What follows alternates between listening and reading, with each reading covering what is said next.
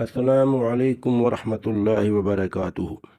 معزز خواتین و حضرات، جو ہم نے حضرات صحابہ کی زندگیوں کے واقعات کے بارے میں اور ان کی قربانیوں کے بارے میں جو سلسلہ شروع کیا ہوا ہے، اس کا اگلا واقعہ آپ سے شیئر کرتے ہیں۔ صلح حدیبیہ اور ابو جندل رضی اللہ عنہ اور ابو بصیر رضی اللہ عنہ کا قصہ۔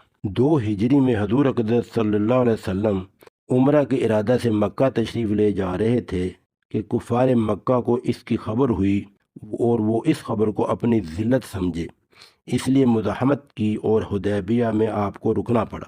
جان نثار صحابہ ساتھ تھے جو حضور صلی اللہ علیہ وسلم پر جان قربان کرنا فخر سمجھتے تھے، لڑنے کو تیار ہو گئے، مگر حضور صلی اللہ علیہ وسلم نے مکہ والوں کی خاطر سے لڑنے کا ارادہ نہیں فرمایا اور صلح کی کوشش کی، اور باوجود صحابہ کی لڑائی پر مستعدی اور بہادری کے حضور اکرم صلی اللہ علیہ وسلم نے کفار کی اس قدر رعایت فرمائی کہ ان کی ہر شرط کو قبول فرما لیا۔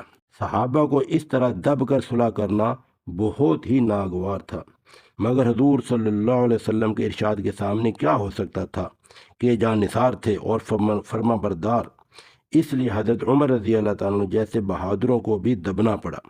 صلح میں جو شرطیں طے ہوئیں، ان شرطوں میں ایک شرط یہ بھی تھی کہ کافروں میں سے جو شخص اسلام لائے اور ہجرت کر کے مسلمان اس کو مکہ واپس کر دیں، اور مسلمانوں میں سے خدا نخواستہ اگر کوئی شخص مرتد ہو کر چلا آئے تو وہ واپس نہ کیا جائے۔ یہ صلح نامہ ابھی تک پورا لکھا بھی نہیں گیا تھا کہ حضرت ابو جندل رضی اللہ عنہ ایک صحابی تھے جو اسلام لانے کی وجہ سے طرح طرح کی تکلیفیں برداشت کر رہے تھے اور زنجیروں میں بندھے ہوئے تھے۔ اسی حالت میں گرتے پڑتے مسلمانوں کے لشکر میں اس امید پر پہنچے کہ ان لوگوں کی حمایت میں جا کر اس مصیبت سے چھٹکارا پاؤں گا۔ ان کے باپ سہیل نے، جو اس صلح نامہ میں کفار کی طرف سے وکیل تھے اور اس وقت تک مسلمان نہیں ہوئے تھے، فتح مکہ میں مسلمان ہوئے۔ انہوں نے صاحبزادے کے تمانچے مارے اور واپس لے جانے پر اصرار کیا۔ حضور صلی اللہ علیہ وسلم نے ارشاد فرمایا کہ ابھی صلح نامہ مرتب بھی نہیں ہوا، اس لیے ابھی پابندی کس بات کی، مگر انہوں نے اصرار کیا۔ پھر حضور صلی اللہ علیہ وسلم نے فرمایا کہ ایک آدمی مجھے مانگا ہی دے دو، مگر وہ لوگ ضد پر تھے، نہ مانا۔ ابو جندل رضی اللہ عنہ نے مسلمانوں کو پکار کر فریاد بھی کی کہ میں مسلمان ہو کر آیا اور کتنی مصیبتیں اٹھا چکا، اب واپس کیا جا رہا ہوں۔ اس وقت مسلمانوں کے دلوں پر جو گزر رہی ہوگی اللہ ہی کو معلوم ہے، مگر حضور صلی اللہ علیہ وسلم کے ارشاد سے واپس ہوئے۔ حضور صلی اللہ علیہ وسلم نے تسلی فرمائی اور صبر کرنے کا حکم دیا اور فرمایا کہ عنقریب حق تعالی شانہ تمہارے لیے راستہ نکالیں گے۔ صلح نامہ کے مکمل ہو جانے کے بعد ایک دوسرے صحابی ابو بصیر رضی اللہ عنہ بھی مسلمان ہو کر مدینہ منورہ پہنچے۔ کفار نے ان کو واپس بلانے کے لیے 2 آدمی بھیجے۔ حضور اقدس صلی اللہ علیہ وسلم نے حسب وعدہ واپس فرما دیا۔ ابو بصیر رضی اللہ عنہ نے عرض کیا کہ یا رسول اللہ صلی اللہ علیہ وسلم، میں مسلمان ہو کر آیا، آپ مجھے کفار کے پنجہ میں پھر بھیجتے ہیں؟ آپ صلی اللہ علیہ وسلم نے ان سے بھی صبر کرنے کو ارشاد فرمایا اور فرمایا کہ انشاءاللہ عنقریب تمہارے واسطے راستہ کھلے گا۔ یہ صحابی ان دونوں کافروں کے ساتھ واپس ہوئے۔ راستہ میں ان میں سے ایک سے کہنے لگے کہ یار، تیری یہ تلوار تو بڑی نفیس معلوم ہوتی ہے۔ شیخی بات آدمی ذرا سی بات میں پھول ہی جاتا ہے۔ وہ نیام سے تلوار نکال کر کہنے لگا، ہاں، میں نے بہت سے لوگوں پر اس کا تجربہ کیا ہے۔ یہ کہہ کر تلوار ان کے حوالے کر دی۔ انہوں نے اسی پر اس کا تجربہ کیا۔ دوسرا ساتھی یہ دیکھ کر کہ ایک کو تو نمٹا دیا، اب میرا نمبر ہے، بھاگا ہوا مدینہ آیا اور حضور اکرم صلی اللہ علیہ وسلم کی خدمت میں حاضر ہو کر عرض کیا کہ میرا ساتھی مر چکا ہے، اب میرا نمبر ہے۔ اس کے بعد ابو بصیر رضی اللہ عنہ پہنچے اور عرض کیا کہ یا رسول اللہ صلی اللہ علیہ وسلم، آپ اپنا وعدہ پورا فرما چکے کہ مجھے واپس کر دیا، اور مجھ سے کوئی عہد ان لوگوں کا نہیں ہے جس کی ذمہ داری ہو، وہ مجھے میرے دین سے ہٹاتے ہیں، اس لیے میں نے یہ کیا۔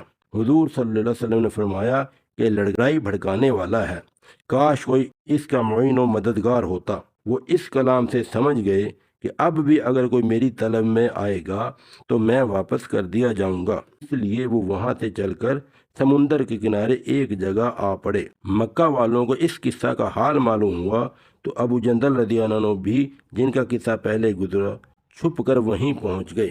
اسی طرح جو شخص مسلمان ہوتا وہ ان کے ساتھ جا ملتا۔ چند روز میں یہ ایک مختصر سی جماعت ہو گئی۔ جنگل میں جہاں نہ کھانے کا کوئی انتظام، نہ وہاں باغات اور آبادیاں، اس لیے ان لوگوں پر جو گزری ہوگی وہ تو اللہ ہی کو معلوم ہے۔ مگر جن ظالموں کے ظلم سے پریشان ہو کر یہ لوگ بھاگے تھے، ان کا ناطقہ بند کر دیا۔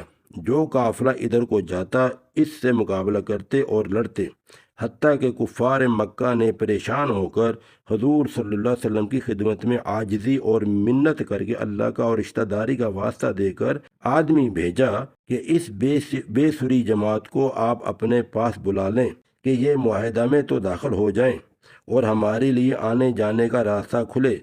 لکھا ہے کہ حضور صلی اللہ علیہ وسلم کا اجازت نامہ جب ان حضرات کے پاس پہنچا تو ابو بصیر رضی اللہ عنہ مرض الموت میں گرفتار تھے۔ حضور صلی اللہ علیہ وسلم کا والا نامہ ہاتھ میں تھا کہ اسی حالت میں انتقال فرمایا۔ آدمی اگر اپنے دین پر پکا ہو، بشرطے کہ دین بھی سچا ہو، تو بڑی سے بڑی طاقت اس کو نہیں اٹھا سکتی، اور مسلمان کی مدد کا تو اللہ کا وعدہ ہے، بشرطے کہ وہ مسلمان ہو۔ بس خواتین و حضرات، اللہ تعالی ہمیں بھی اللہ پاک کے احکامات اور نبی علیہ السلام کے مبارک طریقے اپناتے ہوئے زندگی گزارنے کی توفیق عطا فرمائے، اور ہر شخص کو، ہر انسان کو مرنے سے پہلے مرنے کی تیاری کرنے کی توفیق عطا فرمائے۔ تو بھائی، مرنے کی تیاری یہی ہے کہ اپنے اللہ کو، مالک کو، خالق کو راضی کر لیا جائے، اور اللہ پاک کی رضا نبی علیہ السلام کی مبارک زندگی میں ہے۔ اس لیے میری اور آپ کی جو زندگی اللہ کی نافرمانی میں گزری ہے، اس پر تو توبہ کی جائے۔ حدیث کا مفہوم ہے کہ توبہ کرنے والا ایسا ہی ہے جیسے اس نے گناہ نہ کیا ہو، جس نے گناہ کیا ہی نہیں۔ اللہ پاک کی کریم اور رحیم ذات اتنی مہربان ذات ہے کہ وہ اپنے بندہ کی توبہ کو فوراً قبول کرتی ہے، فوراً قبول۔ ایک حدیث میں آتا ہے جس کا مفہوم ہے کہ جب بندہ اپنے گناہوں پر اللہ پاک سے توبہ کرتا ہے تو اللہ پاک اس کی توبہ کو قبول کرتے ہیں اور اس کی ساری کی ساری برائیوں میں نیکیوں میں تبدیل کر دیتے ہیں۔ اتنے بڑے مالک سے، اتنے سخی سے نہ لینا بہت بڑی حماقت ہے۔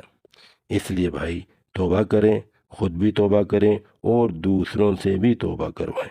اللہ پاک مجھے اور آپ کو عمل کی توفیق عطا فرمائے، شیطان ملعون و مردود اور نفس کی شرور سے محفوظ فرمائے، اور ہر گھڑی دنیا اور آخرت میں عافیت کا معاملہ فرمائے، اور نبی علیہ السلام کے دست مبارک سے حوض کوثر عطا فرمائے، نبی علیہ السلام کی شفاعت سے بہرہ مند فرمائے، بغیر حساب کے جنت الفردوس میں داخلہ نصیب فرمائے، آمین۔ السلام علیکم ورحمۃ اللہ وبرکاتہ۔